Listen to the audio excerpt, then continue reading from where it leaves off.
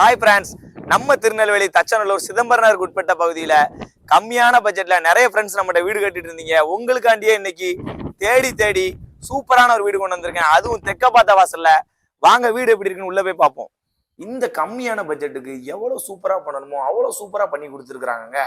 உள்ள வந்த உடனே அழகான ஒரு போர்ட்டிகோல இருந்து சூப்பரான ஒரு ஹால், டபுள் பெட்ரூம், அட்டாச் பாத்ரூமோட ஒரு மாஸ்டர் பெட்ரூமும் பண்ணி கொடுத்துருக்காங்க.